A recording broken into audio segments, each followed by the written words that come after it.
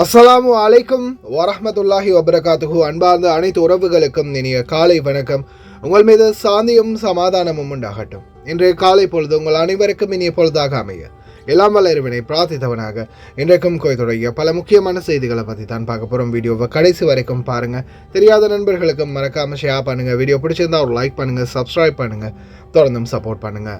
குவைத்துடைய டினா மதிப்பு உள்ளதாக பார்த்தலாம். இலங்கைக்கான ரூபாயில் ஒரு தினாரின் மதிப்பு 981 ரூபாய் 54 உள்ளது. இந்தியாவின் ரூபாயில் ஒரு தினாரின் மதிப்பு 279 ரூபாய் 75 உள்ளது. இது வந்து அல் முசைனி எக்ஸ்சேஞ்சுடைய அப்ளிகேஷன் ஆன்லைன் ரேட் ஆகும். அமான் எக்ஸ்சேஞ்ச் ரேட்டை பார்த்தலாம். இலங்கைக்கான ரூபாயில் ஒரு தினாரின் மதிப்பு 981 ரூபாய் 35 உள்ளது. இந்தியாவின் ரூபாயில் ஒரு தினாரின் மதிப்பு 279 ரூபாய் 56 உள்ளது. ஜஜில் எக்ஸ்சேஞ்ச் ரேட்டை பார்த்தலாம். இலங்கைக்கான ரூபாயில் ஒரு தினாரின் மதிப்பு 981 ரூபாயாக உள்ளது. 100 தினாருக்கு உட்பட்ட பரிவர்த்தனைகளுக்கு 982 ரூபாய் 19 உள்ளது.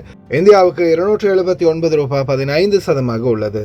ஜஜில் எக்ஸ்சேஞ்ச் பற்றிய மேலதிக தகவல்களுக்கு 97 23 54 61 என்ற வாட்ஸ்அப் இலக்கமுடாக தொடர்பு கொள்ளுங்கள். குவைத்தில் பல எக்ஸ்சேஞ்சுகள்லையுமே அக்கௌண்ட் நம்பரை மறைச்சிடுறாங்க. இதை பற்றியும் உங்களுக்கு தொடர்ந்துமே தெரியத்தாது. நீங்கள் ஏதாவது ஒரு புதிய எக்ஸ்சேஞ்சுக்கு பழைய பற்றுச்சீட்டோட போகிறீங்களா இருந்தால் நிச்சயம் அதில் அக்கௌண்ட் நம்பர் இருக்கா அப்படின்றத செக் பண்ணிக்கோங்க. அப்படி இல்லாத பட்சத்தில் எழுதிட்டு போனாலும் பிழை இல்லாத அக்கௌண்ட் நம்பர் எழுதிட்டு போங்க. ஏதாவது ஒரு நம்பர் பிழைத்தாலும் கூட உங்களுடைய பணம் நாட்டுக்கு போய் சேராது. அந்த பணத்தை திரும்ப பெறணுமா இருந்தாலும் ரொம்ப நாட்களாகும், மறுபடியும் கட்டணம் செலுத்த வரும். அதே போல் எக்ஸ்சேஞ்சுகளில் பணம் அனுப்பி முடித்ததும் மறக்காமல் பற்றுச்சீட்டை செக் பண்ணி பாருங்கள். எல்லா டீட்டெயில்ஸும் சரியாக இருக்குதானே. ஏன்னா நீங்கள் சரியான டீட்டெயில்ஸ் கொடுத்தாலும் எக்ஸ்சேஞ்சில் வேலை பார்க்குறவங்க சில நேரங்களில் பிளவுறதுக்கும் வாய்ப்பு இருக்குது. குவைத்தில் Al Nada, ARY, Aman Exchange, UJ, அல்சாமில், Ansari Exchange, Lulu Exchange, Joyalukkas, KBE, UAE, Oman Exchange, Bahrain Exchange, BEC, World Street Exchange, ஜஜில் Exchange, Malik Exchange, International Exchange, Al Shafa Exchange, Al Muzaini Exchange, Al Mulla Exchange, Sulaimani Al முகாசிம் Exchange, இது போன்ற இன்னும் பல எக்ஸ்சேஞ்சுகள் இருக்குது. ஒவ்வொரு எக்ஸ்சேஞ்சுகள்லையும் ஒவ்வொரு விதமான கட்டணங்கள் இருக்குது. அதிலையும் குறிப்பாக ARY எக்ஸ்சேஞ்சை பொறுத்தவரையில் 900 ஃபீல்ஸ் மட்டுமே தான் கட்டணமாக ஆரம்பிடுறாங்க. அதே போல் சஜில் எக்ஸ்சேஞ்ச், மலிக் எக்ஸ்சேஞ்ச், அல்சாமில், UJ, அல் ஷஃபா, இன்டர்நேஷ்னல் எக்ஸ்சேஞ்ச், இது போன்ற எக்ஸ்சேஞ்சுகளில் ஒரு தினார் மட்டுமே தான் கட்டணமாக ஆரம்பிடுறாங்க. சுலைமானி அல் முகாசிம் எக்ஸ்சேஞ்ச் ஜஹராவில், இந்த எக்ஸ்சேஞ்சில் வெறும் 750 ஃபீல்ஸ் மட்டுமே தான் கட்டணமாக ஆரம்பிடுறாங்க. நீங்களும் உங்களுடைய கஷ்டப்பட்டு சம்பாதிக்கக்கூடிய பணத்தை இது போன்ற நல்ல எக்ஸ்சேஞ்சுகளில் அனுப்புங்க. அதே போல் எங்கே அதிகமான ரேட் கொடுக்குறாங்க அப்படின்றது தெரிந்தாலும் மறக்காமல் கமெண்டில் மென்ஷன் பண்ணுங்கள். குவைத்துடைய தங்க விலையை பார்த்தாலாம். 1 கிராம் 18 கேரட் தங்கத்தின் விலை 24 தினார் 778 ஃபீல்ஸ். 1 கிராம் 21 கேரட் தங்கத்தின் விலை 28 தினார் 907 ஃபீல்ஸ். 1 கிராம் 22 கேரட் தங்கத்தின் விலை 30 தினார் 295 ஃபீல்ஸ். 1 கிராம் 24 கேரட் தூய தங்கத்தின் விலை 33 தினார் 37 ஃபீல்ஸ். தங்க விலை கம்மியாகின நிலையிலே தான் இருக்குது. விலை கொடுத்து வாங்க விரும்புகிறவங்க வாங்கிக்கோங்க. பணிப்பெண் ஓட்டுநர்களுக்கு எக்ஸிட் பெர்மிட் அவசியமா? இதோ குவைத் கண்டனம் தெரிவித்துள்ளது. ஈரானிய தலைவரின் உயிரை காப்பாற்றினேன், ட்ரம்ப் விடுத்த அறிக்கை. காசா மக்கள் உணவில்லாமல் இறக்கின்றனர், அடுத்த வாரம் தீர்வு. இதோ குவைத்துடைய சுங்கத்தால் அதிரடி கைது. உணவுப் பொதிகளுக்குள் மறைக்கப்பட்டு கொண்டு வரப்பட்ட சிகரெட்டுகள் கைப்பற்றப்பட்டது. 3800 மதுபான போட்டல்களுடன் வெளிநாட்டவர் ஒருவர் கைது செய்யப்பட்ட சம்பவம் குவைத்தில் இடம்பெற்றுள்ளது. அதே போல இதோ ஹுசைனியாக்களுக்கு அதிதீவிர பாதுகாப்பு. ஃபேஹில் மற்றும் சால்மியா பகுதிகளில் தீ விபத்து, பல வாகனங்கள் இருந்து சேதமாகிய துயரம். அதே போல் சவுதி அரேபியா கடுமையான சட்டம். பக்காலாக்களில் இனிமேல் பல வகை காய்கறிகள், சிகரெட்கள் விற்க முடியாது. பார்க்கலாம் அனைத்து தகவல்களையும். குவைத்துடைய வானிலை ஆய்வாளர் பெதல் அமீரா எதிர்வரும் ஜூலை மாதம் 3ஆம் திகதியில் இருந்து கிட்டத்தட்ட 13 நாட்களுக்கு குவைத்துடைய வெப்பநிலை ரொம்ப படு தீவிரமாக இருக்கும் அப்படின்னு தெரிவிச்சிருக்கிறாங்க. அதே வெப்பநிலையுடன் சேர்த்து காற்றுடைய வேகமும் ரொம்ப அதிகமாக இருக்கும் அப்படின்னு தெரிவிச்சிருக்கிறாங்க. இப்போ மறுபடியும் பார்த்திங்கன்னா மொரோக்கோவில் தூசி காற்று ஆரம்பமாக இருக்குது. மொரோக்கோவிலேருந்து அந்த தூசி காற்று அப்படியோ படிப்படியாக மறுபடியும் அடுத்த வாரமும் அரபு நாடுகளுக்குள்ளே வந்து சேர்ந்துடும் அப்படின்னு தெரிவிச்சிருக்கிறாங்க. தயவுசெய்து ரொம்ப கவனமாக இருங்க. வெளியில் போகக்கூடியவங்க மறக்காமல் தண்ணீர் பாட்டில் எடுத்துகிட்டு போங்க. தண்ணீர் அதிகமாக பருகுங்க. ஏன்னா இந்த நாட்களில் வெப்பம் இனி வரும் காலம் அதிகரிக்கும் போது, உடம்புல நீர்ச்சத்து குறையும் போது உங்களுக்கு மயக்க நிலை மற்றும் உடல் சோர்வு ஏற்படும் வாய்ப்புகள் அதிகமாக இருக்கும். அதால் வெயிலில் நடமாடுறவங்களாக இருந்தாலும் சரி, வெயிலில் போகக்கூடியவங்களாக இருந்தாலும் சரி, தண்ணீர் அதிகமாக பாருங்க, ரொம்ப கவனமாக இருங்க. تعتدل في نهايته خاصة بالليل، لكن بالنهار الحرارة مستمرة ويانا مرورا في موسم أو طلوع نجم الشليبين وهو النجم قبل الأخير. تبدأ الحرارة تعتدل ويبرد الجو شوي بالليل خاصة بالمناطق الصحراوية حتى نصل إلى نجم السيل آخر نجوم الصيف الحار. لكن مع هذه التغيرات المناخية متوقع أن يستمر معنا الحر حتى منتصف الخريف والوسم موسم الأمطار منتصف شهر 10. متوقع أن تستمر معنا الحرارة، لكن بالليل تعتدل الحرارة ويبرد الجو نسبيا حتى ذلك الوقت، والله أعلم. السلامة يا ربي، السلامة مباشرة من لمسنا ضواحي مدينة الرباط. عاصفة غبارية تجتاح المدينة في هذه اللحظات. يا رب السلامة، سبحان الله العظيم.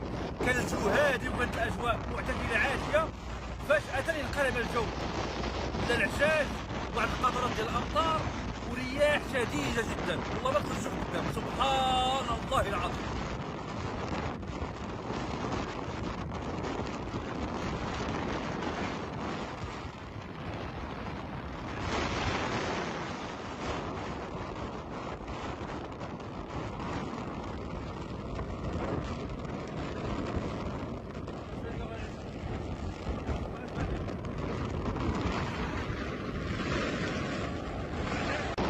வீட்டு டிரைவர்கள் மற்றும் பணிப்பெண்கள் ஹத்தாமா சாயிக் எக்ஸிட் பெர்மிட்.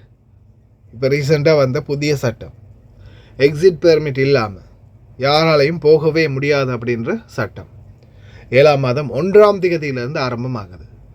இந்த சட்டம் பணிப்பெண்களுக்கும் வீட்டு சாரதிகளுக்கும் பொருந்துமா?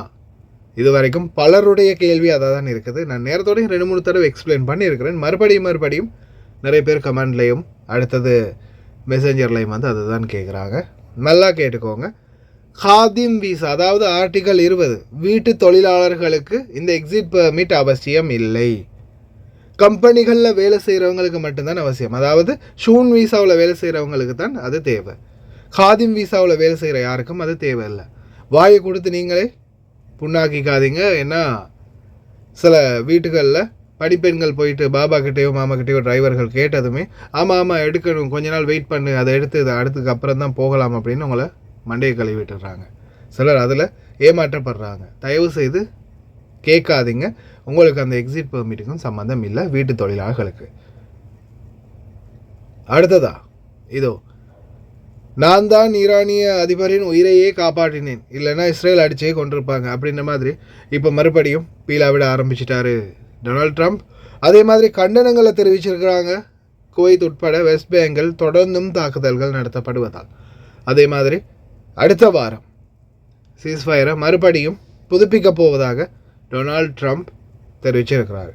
இவனுங்க அந்த சீஸ்ஃபயரை போகிறதுக்குள்ளே மக்கள் பசியிலே இறந்துருவாங்க போல். இப்போ ஈரான் கடைசியாக அடித்ததுக்கு அப்புறமா தான் உணவுப் பொதிகளை ரிலீஸ் பண்ணியிருக்குது இஸ்ரேல்.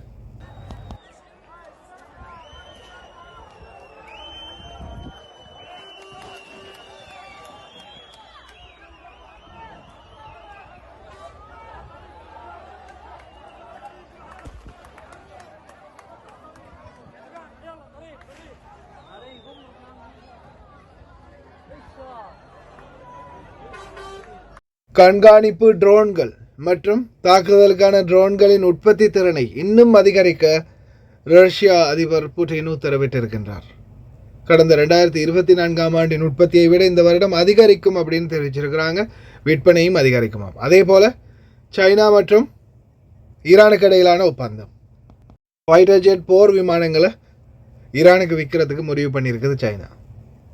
இந்த யுத்தம்னு வந்தாலே நாங்கள் இருக்கோம் அப்படின்னு பங்காளிகளாக வர நாடுகள் எல்லாமே அவங்களுடைய பொருட்களை விற்று பிழைப்பு நடத்துறதுக்கு தான் இந்த யுத்தத்தை பயன்படுத்துறது. அதுதான் உண்மையான நிதர்சனம். அதே போல் சவுதி அரேபியாவில் காய்கறிகள், பல வகைகள், இறைச்சி வகைகள், சிகரெட் இது எதுவுமே இனிமேல் பக்காலாக்களில் விற்கக்கூடாது அப்படின்ற உத்தரவிட்டிருக்கிறாங்க சவுதி அரேபியாவுடைய முனிசிபாலிட்டி மற்றும் உணவு பாதுகாப்புத்துறை. அதே போல் 3800 மதுபான போட்டல்கள் உள்ளூர் தயாரிப்பு மதுபான போட்டல்களுடன் வெளிநாட்டவர் ஒருவர் கைது செய்யப்பட்டிருக்கின்றார். தயவு செய்து ரொம்ப கவனமாக இருங்க. கள்ள சாராயம் விற்று பிடிப்பட்டிங்கன்னா வாழ்நாள் பூரா ஜெயில் தான் இனிமே.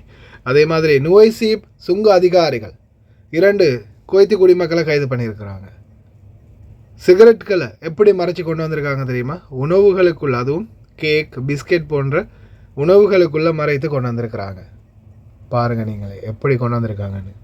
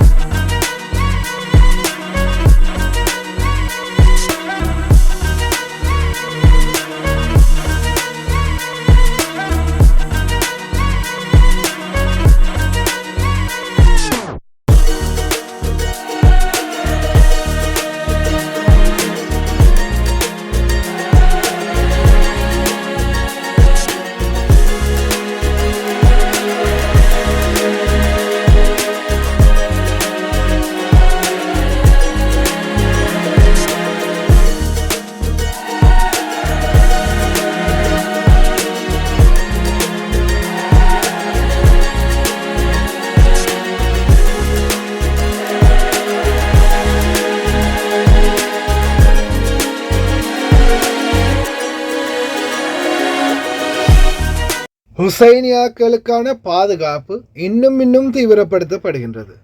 காரணம் என்ன அப்படின்றது இந்த முறை தெரியலை, அல்லாஹு ஆலம். ஏன்னா இந்த அளவுக்கு பாதுகாப்பு நடைமுறைகள் முன்னாடியும் இத்தனை வருடமாக நானும் பார்த்துட்டு தான் இருக்கிறேன். ஹுசைனியாக்கள் நடக்குது, பாதுகாப்புகளை ஒழுங்குபடுத்துவாங்க. ஜஸ்ட் அவ்வளவுதான். பாதுகாப்பு நடைமுறைகளை ஒழுங்குபடுத்தியது உள்துறை அமைச்சகம். ஆங்காங்கே பாதுகாப்பு அதிகாரிகள் நிறுவப்பட்டனர். இத்தனை வாகனம் போட்டிருக்காங்க, இத்தனை அதிகாரிகள் போட்டிருக்காங்க அப்படின்ற கணக்கறிக்கைகளை ஒரு தரத்தில் அறிவிப்பாங்க. சரி, அதோடு முடிஞ்சு போயிடும். ஆனால் இப்போது ஒவ்வொரு நாளும் தொடர்ந்து ஆய்வு பயணத்தை மேற்கொண்டுகிட்டு இருக்கிறார் உள்துறை அமைச்சர். அதே போல் தொடர் பாதுகாப்பு சோதனைகள், அதுவும் ஸ்கேனிங் சிஸ்டம் எல்லாம் புதுசாக நிறுவுறாங்க. ஏதோ ஒரு காரணம் இருக்குது. ஹுசைனியா பக்கம் போகிறவங்க ரொம்ப கவனம். சால்மியா பகுதிகளில் நேற்றைய தினம் அப்பார்ட்மெண்ட் ஒன்றில் தீ விபத்து ஏற்பட்டிருக்குது. இதில் பார்த்திங்கன்னா யாருக்கும் எந்த ஒரு காயமும் இல்லை அப்படின்னு தெரிவிச்சிருக்காங்க. தீயணைப்புத்துறை உடனடியாக விரைந்து தீய கட்டுப்பாடுகளும் வந்திருக்கிறாங்க. அதே போல் ஃபேஹிலில் நடந்த ஒரு துயர சம்பவம். இலங்கை பெண் ஒருவர் தான் இந்த வீடியோ எனக்கு அனுப்பியிருந்தாங்க. அவங்களுடைய வாகனம் தீப்பற்றி எரிஞ்சிருக்குது. அதே மாதிரி 4 வாகனங்கள் விற்கிறதுக்காக வச்சுருந்த, செயலுக்காக வச்சுருந்த 4 வாகனங்கள் உட்பட அவங்களுடைய வாகனம் சேர்ந்து வாகனம் முற்றிலுமாகவே தீப்பற்றி எரிஞ்சிருக்குது. நிறுத்தி வைக்கப்பட்டிருந்த ஜஸ்ட் வாகனங்கள் தீயில் கருகி இருக்குது. தயவு செய்து கவனம். தொடர்ந்துமே ஞாபகப்படுத்துறது தான், வாகனங்களுக்குள்ள எந்த ஒரு தீப்பற்றக்கூடிய வெடிக்கக்கூடிய பொருட்கள், பர்ஃப்யூம், பாடி ஸ்ப்ரே, லைட்டர் இது போன்ற பொருட்கள் வைக்காதீங்க. அதே மாதிரி சிகரெட் பிடிச்சிட்டு அணைக்காமல் வீசாதீங்க. இதோ வாகனங்கள் அனைத்துமே கரியாகிறது. මල්ලි පාහිල් සූක් සබයක අපි ඉන්න බිල්ලින් එකේ මල්ලි ජිම් මේ මොනවාද බොඩි සූම් ජිම් එක ගාව මල්ලි අපේ වාහනෙත් එක්ක වාහන 4ක් මල්ලි ඉවරයි මල්ලි. අනේ මන්ද මොනවා වෙලාද කියලා මට ඔයාලට වීඩියෝ එකක් එවන්න තියන්නේ පොලිසියෙන් යන්න දෙන්නේ. අපේ බිල්ලිමේ යට පාකින් එකේ වාහන 4ක්ම මල්ලි ගිනි ගත්තා මල්ලි. අනේ බලන්න විකුණන්න තිබ්බ වාහනේ මල්ලි. ඔව් සෝරි.